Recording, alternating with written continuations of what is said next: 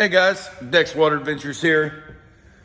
As promised, and I do appreciate a subscriber calling me out on it and keeping me on my toes. As promised, I wanted to take a few minutes on the part 2 of the tack install. I know I showed a more of an unboxing when I had done it, and I had promised you guys that when I got it out on the lake that I would lift the lid and show you guys. But wow, time has caught up with me over the past few weeks. So I wanted to take time this morning just to kind of walk you through the install and what I did.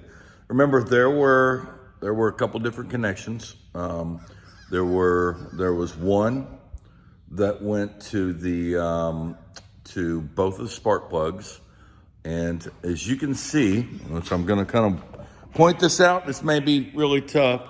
As you can see down in there, I've got 2 wraps around the lower spark plug, and the upper spark plug, I know you can't see it, I have now wrapped it with electrical tape.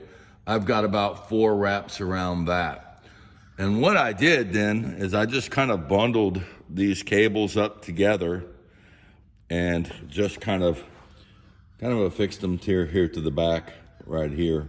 Now, there was also another line that comes back from the tachometer. You can see I installed the tack right there, which is a great place for it. And then I ran it through. I ran it back down and around, all the way back through. So there was one more cable, which is right here. And I just so happened to find this place on the engine. I know this copper is supposed to go inside of the spark plug. Everyone's going to tell me that, Deck, you should have done that inside of the spark plug. But to be honest with you, I didn't really feel like taking the spark plug out of a brand new motor and inserting this in there and taking a chance of something happening. So I found this place right here on the back of the motor. I don't know. Let me get down here and zoom in. You can see it. Well, it's pretty cool. It almost looks like this was made for it.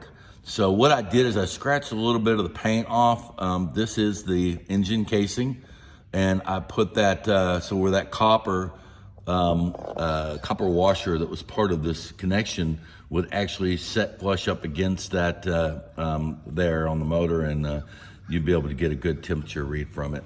So that's what I did, and I just bundled my cables up back here. Yes, I left them a little long, but they work. I mean, works fine for me. Then if you go around to the front of the engine, you can see this is where I mounted it. I did use the Velcro. So if you look, I can take and move this around, but it seems to work really good right there. And it's really easy to read while I'm driving, and it does work. So super excited about that.